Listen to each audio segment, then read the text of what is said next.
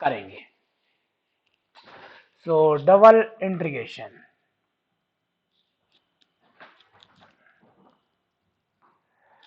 अच्छा इसके लिए बेसिक पार्ट क्या क्या चाहिए वो सबसे पहले सीखते हैं। तो बेसिक पार्ट में हमें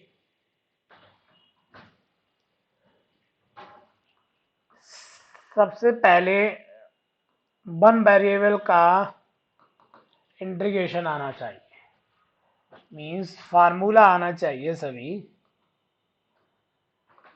of single integration. Okay, formula of the single integration, single integration के फार्मूले आने चाहिए, है ना। ये बेसिक पार्ट हम बताएंगे नहीं, लेकिन तुम्हें ये याद रखना है। जितने भी ट्वेल्थ के फार्मूले, ट्वेल्थ में फार्मूले पढ़े होंगे, integration sine x, integration cos x, integration 1/√a² minus x square, है ना। ये सभी फार्मूले तुम्हें आने चाहिए। पहला पार्ट जो सबको आना चाहिए, मैं कल पूछूंगा ये फार्मूले। अगर ये नहीं आएगा तो हम क्वेश्चन नहीं सॉल्व कर सकते। हम डायरेक्ट डबल इंटीग्रेशन की बात करेंगे, क्या मीनिंग है, कैसे सॉल्व करेंगे। सबसे पहले तो मैंने एक असाइनमेंट ग्रुप में सेंड किया है, असाइनमेंट 1। ओके, हमारी क्लास के बाद उस असाइनमेंट को लगाएंगे, नहीं आएंगे तो हम डिस्कस करेंगे। फिलहाल हम आज बेसिक पार्ट देखेंगे, डबल इंटीग्रेशन सॉल्व कैसे करते हैं। जैसे सिंगल इंटीग्रेशन है वैसे ही डबल इंटीग्रेशन है। तुम्हें क्या क्या दिया होगा, फिर से हम जो डबल इंटीग्रेशन स्टार्ट कर रहे हैं उसमें हम एक चीज नहीं बता रहे आपको। तो क्या नहीं बता रहे कि इसकी मीनिंग क्या है, वो अभी हम डिस्कस नहीं करना चाहते, करेंगे कभी जब मुझे मौका लगेगा। यहाँ पे डबल इंटीग्रेशन होगा और यहाँ पे ये आर है जो एरिया होगा किसी कर्व का, और यहाँ पे फंक्शन होगा एफ एक्स कम वाई। दो वेरिएबल होंगे एक्स और वाई, टू वेरिएबल हमारे पास होंगे, और dx dy होगा, dx dy होगा। और ये where capital R is the reason of integration, ये इंटीग्रेशन का रीजन हुआ करेगा। तो सबसे पहले मुझे क्या क्या करना है, कभी भी दो बातें मुझे याद रखनी है। अगर मुझे एक्स के रिस्पेक्ट में अगर इसका इंटीग्रेशन करना है तो वाई को एज अ कांस्टेंट मान के चलेंगे। सबसे पहला पॉइंट यहां होगा कि अगर हम कभी भी इस इंटीग्रेशन को सॉल्व करते हैं, सॉल्व करना चाहते हैं, तो एक्स के रिस्पेक्ट में इंटीग्रेट करते हैं तो हमारे लिए वाई कांस्टेंट होगा। अगर वाई के रिस्पेक्ट में करते हैं तो एक्स कांस्टेंट रहेगा। तो सबसे पहले if integration with respect to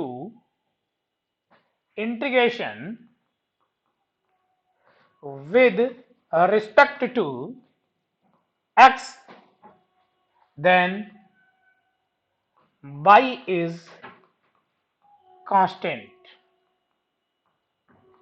y को कांस्टेंट मान के चलेंगे, number A. Number B, if integration with respect to y, then x is a constant। तब हमारे लिए x कांस्टेंट की तरह ट्रीट करेंगे। ये दो बातें सबसे पहले हुई। एक और बात आई कि हमारे पास जो dx लिखा और dy लिखा है, तो किसी का ये क्वेश्चन हो सकता है सर dx पहले लिखें या dy पहले लिखें। इसका कोई मतलब नहीं है, चाहे dx पहले लिखो चाहे dy पहले लिखो, केवल मीनिंग आएगी यहाँ पे।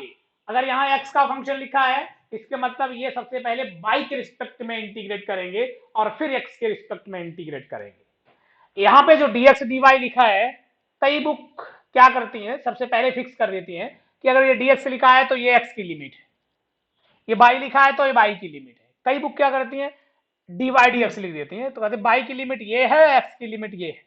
मतलब ये जो लिखा है इसका कोई जनरल मीनिंग नहीं है, चाहे तुम dx dy लिखो चाहे dy dx लिखो, लेकिन हमें जो पीछे लिमिट है वो बताएगी कि ये x की लिमिट है तो किसके रिस्पेक्ट में इंटीग्रेट करना है, अगर ये y की लिमिट है तो किसके रिस्पेक्ट में इंटीग्रेट करना है। ये दो बातें, यहां इतनी तीन बातें याद रखेंगे। जैसे हम डायरेक्ट क्वेश्चन लिखते हैं, छोटा सा क्वेश्चन है। सबसे पहले एग्जाम्पल 1, हमने कहा i इक्वल टू 0 to 1। अच्छा, ये जो पीछे वाली लिमिट होगी, बैक वाली लिमिट जो होगी वो हमेशा कांस्टेंट रहेगी, मतलब वेरिएबल में नहीं आएगा। ऐसा नहीं आएगा कि 0 से x या 0 से y, ऐसा नहीं आएगा। हाँ, दूसरी लिमिट आ सकती है। मान लो हमने लिख दिया 0 से x और ये x बाई dx dy, हमने कहा इसका कोई मतलब नहीं, चाहे dx लिखो चाहे dy लिखो। ये मेरा क्वेश्चन है, हमने कहा इसको सॉल्व करना है। Solve the double integration. समझिएगा, सबसे पहले कहानी समझो। ये जो लिमिट लिखी है वो किसकी लिमिट लिखी है, किसकी लिमिट लिखी है, कोई बताएगा?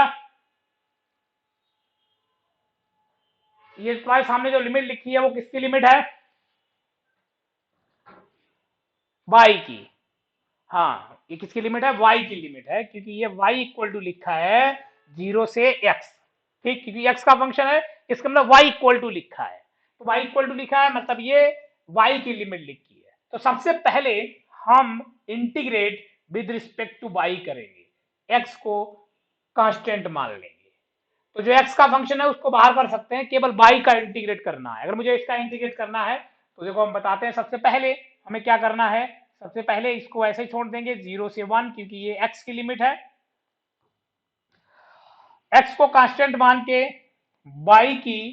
y का इंटीग्रेशन करेंगे तो y स्क्वायर बाई 2 और लिमिट 0 से y हो जाएगी, 0 से x हो जाएगी, 0 से x not a y।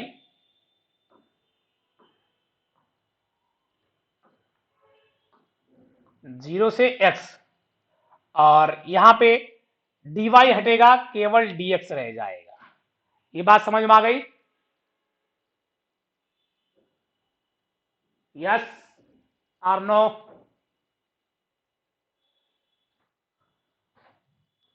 Okay, हाँ अंजलि, समझ में आ रहा है ये?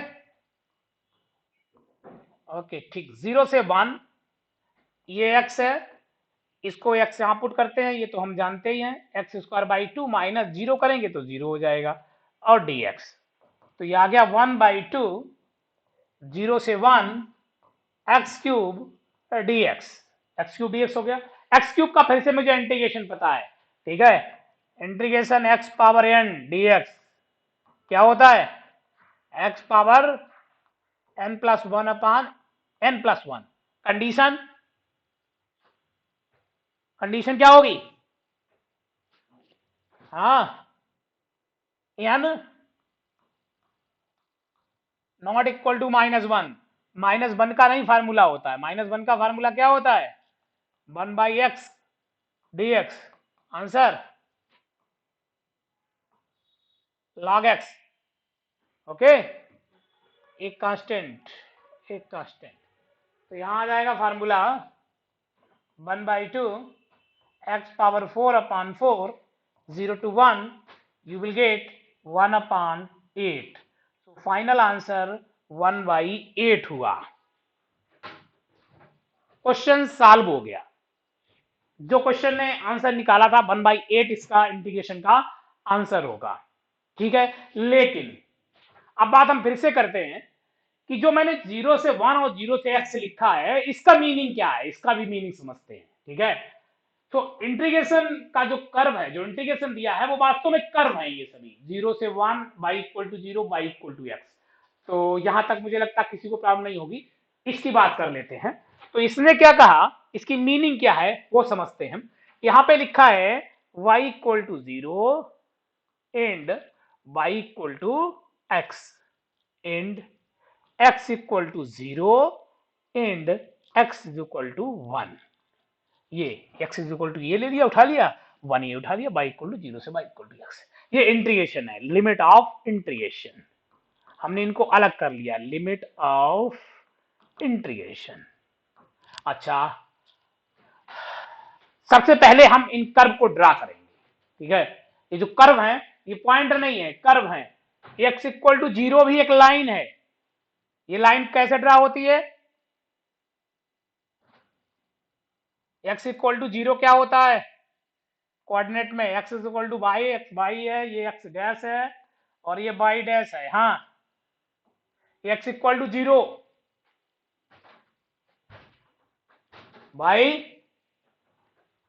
By axis, good. हाँ, ये बाई एक्सिस होगी, मतलब x इज इक्वल टू 0 मेरा ये है। अच्छा, x इज इक्वल टू 1 क्या होगा?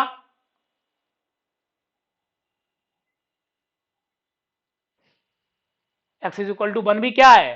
लाइन है। किसके पैरेलल? बाई के parallel, good. x is equal to 1 line draw कर ली, ठीक है। y equal to 0 x axis है, y इक्वल टू 0 मेरी x एक्सिस है, और y इक्वल टू x तो सबको पता है, लाइन है। तो ये लाइन इस टाइप से होके निकलेगी, y इक्वल टू x। अच्छा, मुझे क्या चाहिए? ये जो रीजन होता है ये इन चारों से बाउंड होता है। तो देखते हैं कौन सा ऐसा रीजन है जो चारों से बाउंड है। कौन सा बाउंड है? देखो, x equal to 0, y equal to 0, x is equal to 1, y equal to x। ये वाला जो रीजन है वो चारों से बाउंड है। ये जो रीजन लिखा है ये चारों से बाउंड रीजन है, समझ में आया? ये इसका रीजन है R। अब देखो कौन कौन सी बात हो गई। पहला पार्ट मैंने सॉल्व करना बताया, दूसरा पार्ट इस इंटीग्रेशन का बताया, एक पार्ट और रह गया, उसको भी यही फिनिश करते हैं। एक पार्ट ये रह गया कि जो इंटीग्रेशन हम कर रहे हैं वो इंटीग्रेशन की जो लिमिट लिखी है वो कैसे लिखी गई। x equal to 0, 1 y equal to 0 to x। अब ध्यान से समझना, यही इसी का खेल है, बाद बाकी किसी का खेल नहीं है इस डबल इंटीग्रेशन में। कभी भी जो बैक की लिमिट है वो अगर कांस्टेंट है तो जो हम दो टाइप से स्ट्रिप चलाएंगे। स्ट्रिप मतलब हमारे पास एक छोटी सी पतली सी लाइन है, वो जो स्ट्रिप कहलाती है, या फिर वो स्ट्रिप एक्स के पैरेलल चलाएंगे या वाई के पैरेलल चलाएंगे। पहला, हम क्या क्या कह रहे हैं कि हम स्ट्रिप मूव कराते हैं, और मूव कैसे कराते हैं स्ट्रिप को? या फिर एक्स के पैरेलल या वाई के पैरेलल मूव कराते हैं। ध्यान से समझिएगा, फिर से सुनिएगा हम क्या कह रहे हैं। हमारे पास ये स्ट्रिप है, इस स्ट्रिप को मुझे मूव कराना है, मतलब हमें लिमिट लगानी है। मान लो ये लिमिट नहीं होती और मुझे केवल ये कर्व दिया गया होता और ये लिमिट लगानी पड़ती, तो हम लिमिट कैसे लगा रहे हैं ये हम सिखाना चाहते हैं। हम लिमिट कैसे लगाए? हम स्ट्रिप या फिर एक्स के पैरेलल चलाएंगे या वाई के पैरेलल चलाएंगे। सबसे पहले स्ट्रिप चलाने का जो स्ट्रिप हम यहाँ पे मूवमेंट करेंगे वो या फिर एक्स के पैरेलल करेंगे या वाई के पैरेलल करेंगे, एक के किसी के पैरेलल करेंगे।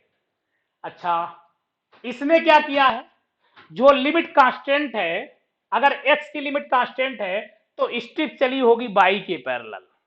सुनिएगा क्या कह रहे हैं हम, किसकी कांस्टेंट है? एक्स की लिमिट कांस्टेंट है। जिसकी लिमिट कांस्टेंट होगी उसके विपरीत एक्सिस पे स्ट्रिप मूव की गई होगी। मतलब एक्स की लिमिट दी गई है तो हम वाई के पैरेलल चलाई होगी स्ट्रिप, इस टाइप से।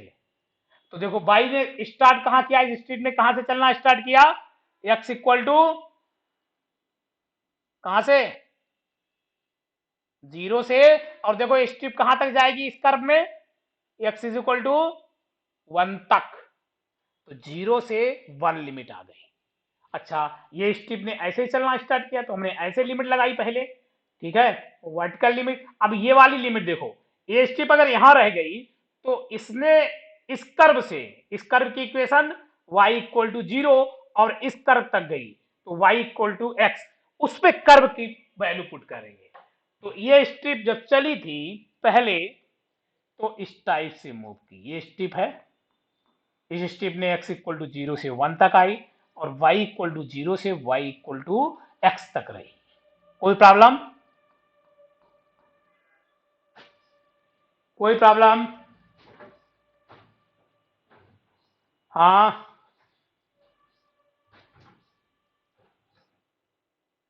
ओके, तो हम दूसरा क्वेश्चन लिखते हैं फिलहाल। अभी हम आपको बताएंगे कि एक क्वेश्चन ऑटोमेटिक हो सकता था, सर अगर हम y के पैरेलल चलाएं तो, अरे x के पैरेलल चलाएं तो क्या आंसर में इफेक्ट पड़ेगा? एक क्वेश्चन छूट गया अभी।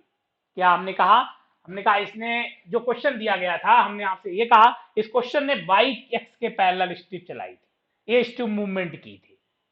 तुमने कहा नहीं मुझे सर ये बताइए कि अगर बाई के पैरेलल की हम चाहे एक्स के पैरेलल कर दें तो क्या इसके आंसर में इफेक्ट पड़ेगा कि नहीं पड़ेगा? ये मेरा अभी क्वेश्चन छूटा है, देखेंगे। ओके, सो मुझे लगता है इसकी सभी कहानी पूरी हो चुकी है पहले क्वेश्चन की। दूसरा क्वेश्चन फिर से हम लिखते हैं।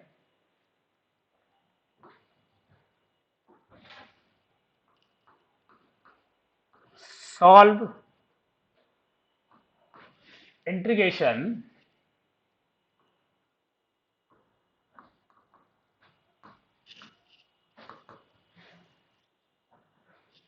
i इक्वल टू 0 से 1, 0 से under root 1 minus x square, और फिर से हमने लिख लिया X Y D x D Y, या कुछ भी फंक्शन लिख सकते हैं। अच्छा, इसमें भी सबसे पहले जो ये वाली लिमिट है वो किसकी है? किसकी लिमिट दी गई है? हाँ बोलिए भाई, ये लिमिट किसकी है? y की, क्योंकि x का फंक्शन दिया गया है, तो ये लिमिट y की है और ये लिमिट x की है। अच्छा, सबसे पहले सॉल्व करने से पहले हम इसका जो इंटीग्रेशन का कर्व है उसको देख लेते हैं। तो कर्व हमारे लिए है y equal to 0 and y equal to under root 1 minus x square. सबसे पहले इसको ही बना लेते हैं। तो ये वाला कर्व क्या है? क्या नाम है इसका? सीता गीता राम लक्ष्मण,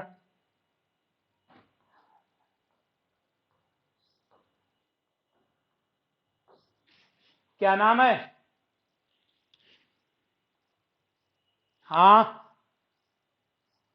कौन बताएगा इस कर्व का नाम?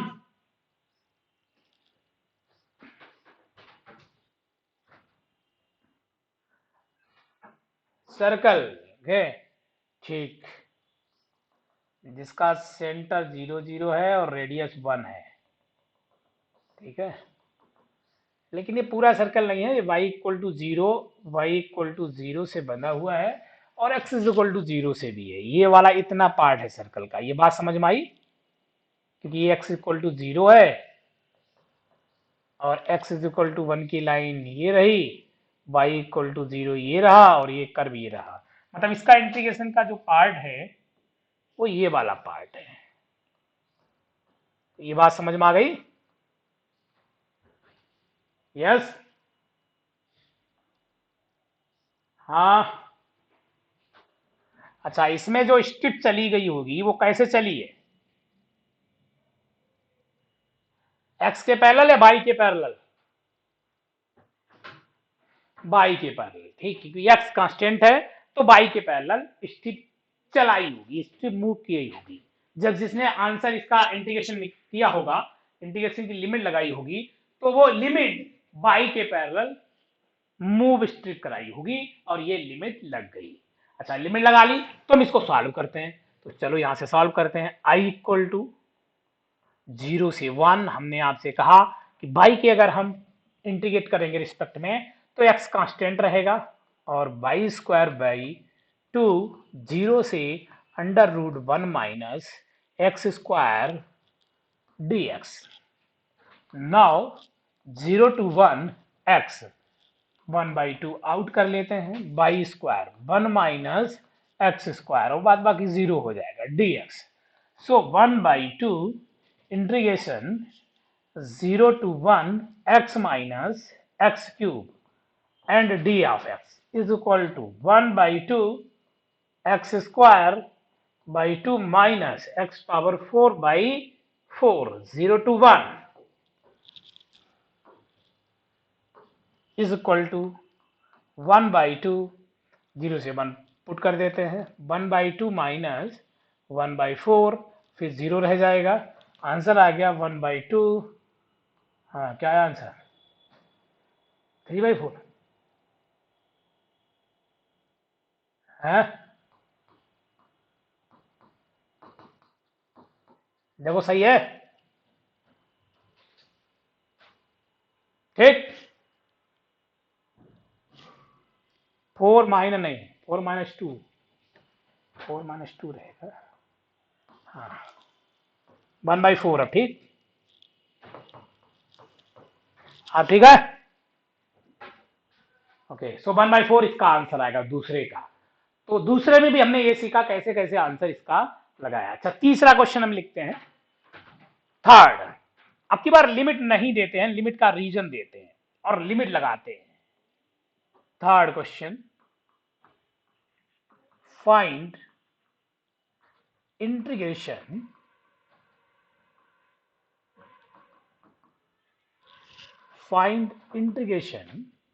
I equal to integration r x plus y dx dy, where r is a bounded region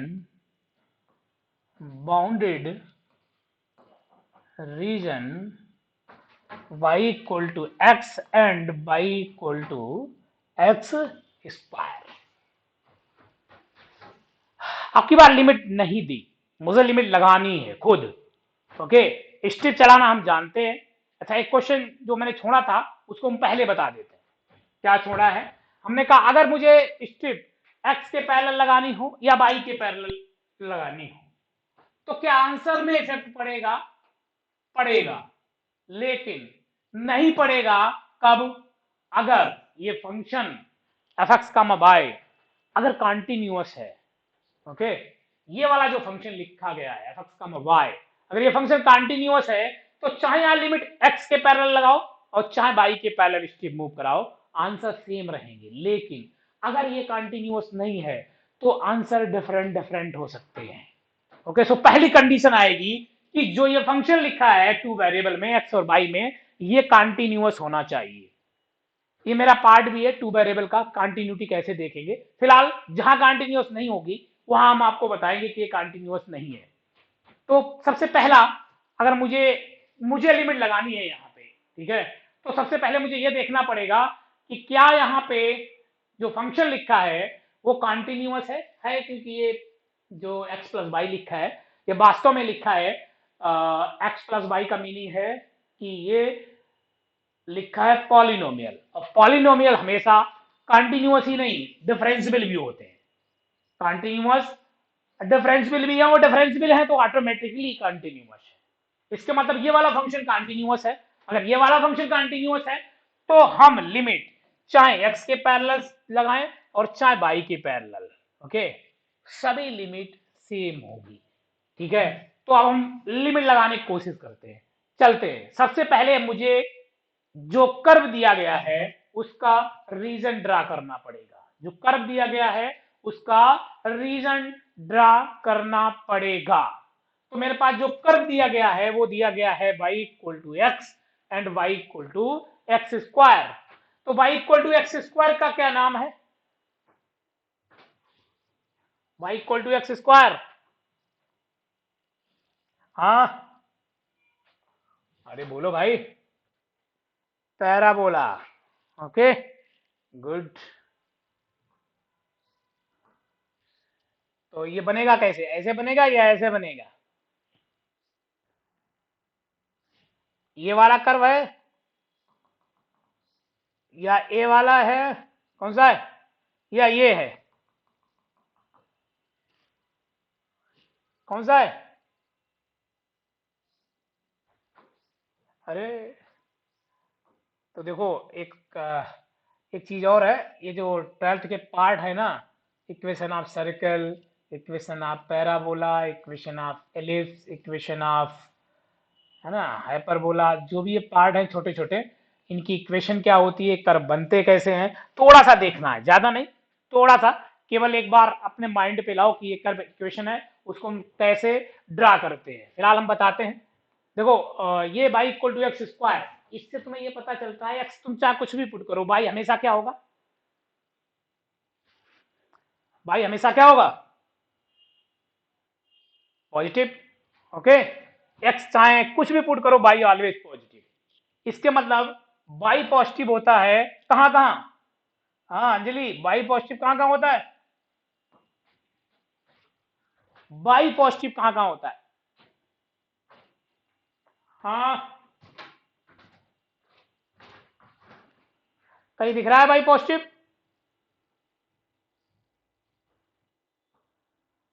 है y, y बताओ कहां कहां पॉजिटिव है,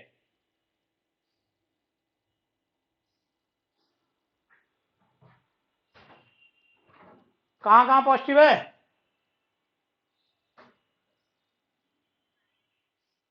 नहीं नहीं उसमें बताओ क्वाड्रेंट में, ये फर्स्ट क्वाड्रेंट है, सेकंड है, थर्ड है, फोर्थ है, फर्स्ट में सेकेंड में, हाँ फर्स्ट और सेकेंड में वाई पॉजिटिव, इसके मतलब हमारे लिए ये वाला कर्व बनेगा y equal to x square. और वाई इक्वल टू एक्स तो हमें पता है, y equal to x line ये जाएगी, इनसे बाउंडेड रीजन है, इनसे बाउंडेड रीजन का मतलब है ये वाला पार्ट है केवल। तो इंटीग्रेशन का जो पार्ट है आर है वो मुझे मिल गया, ये है। ये पॉइंट और निकाल लेते हैं, ये पॉइंट कैसे निकलेंगे, y इक्वल टू एक्स कर दो तो x is equal to x square हो जाएगा, x। अच्छा एक क्वेश्चन है ना, बताना, तो यहां से ये कट गया, x इज इक्वल टू 1, ये सही है या गलत है, हाँ गलत है, हाँ गलत है। ओके, अब ऐसे नहीं सॉल्व करेंगे हाई स्कूल जैसे, हाई स्कूल में ऐसे करते थे, एक्स एक्स स्क्वायर हो तो एक कैंसिल कर देते थे, एक्स इक्वल टू 1 आंसर होता था, है ना। लेकिन यहाँ नहीं, यहाँ हम इसको अपनी तरफ लाएंगे और x कॉमन ले लेंगे, x माइनस 1 इक्वल टू 0, तो x इक्वल टू 0 है and x is equal to 1 है, दो वैल्यू निकलेंगे, ठीक है। तो 0 का मतलब यहाँ पे x इक्वल टू 0 रखोगे तो y इक्वल टू 0 आ जाएगा, और ये 1 1 आ जाएगा, ये पॉइंट निकालने पड़ेंगे, ओ ए पॉइंट निकाल लिए मैंने। ठीक, अब कैसे स्ट्रीम मूव करानी है बताओ, x के पैरेलल या y के पैरेलल, कैसे करा दें,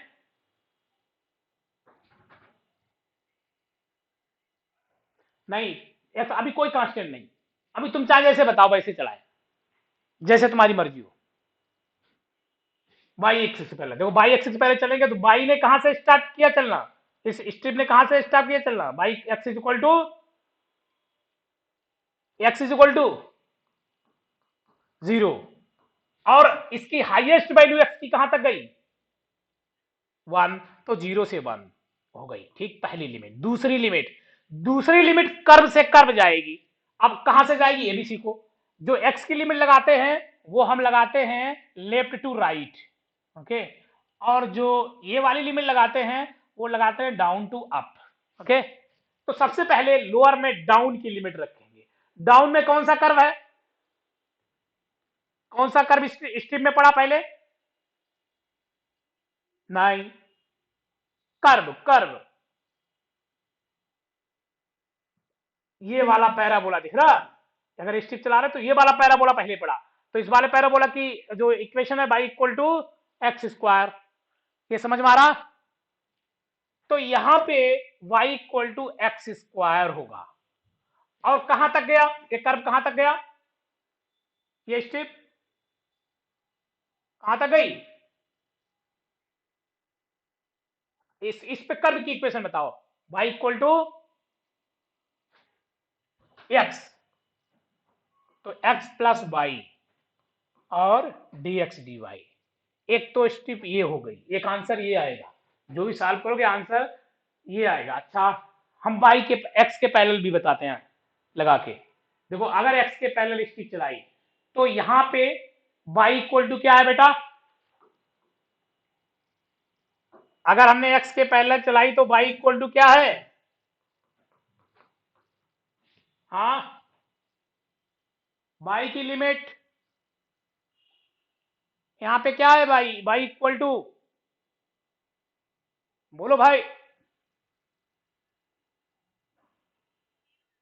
y इक्वल टू 0 है, हाँ y इक्वल टू 0 है, गुड। और हाईएस्ट में y क्या है, 1। ओके, नाउ अब कर्व से कर्व चलेंगे। अब पहले लेफ्ट में कर्व कौन सा पड़ा, कौन सा है, लाइन है y इक्वल टू एक्स, लेकिन हमें x की लिमिट निकालनी है, तो x इज इक्वल टू क्या हो जाएगा, y। अच्छा, इस वाले कर्व की इक्वेशन है y equal to x square, तो x इज इक्वल टू क्या हो जाएगा, under root plus minus y. अब प्लस वाला होगा या माइनस वाला होगा, ये बताओ जल्दी से। प्लस वाला होगा, क्योंकि यहाँ x पॉजिटिव है, x निगेटिव इधर था, इधर वाला पार्ट है नहीं, तो x पॉजिटिव है, तो रूट y और x plus y D x D y. Okay, अब तुम चाहे इससे सॉल्व करो चाहे इससे सॉल्व करो, आंसर दोनों की सेम आएंगे। देखो समझ में आया, यस और नो। तो मुझे इसको सॉल्व करके बताओ आंसर क्या आया।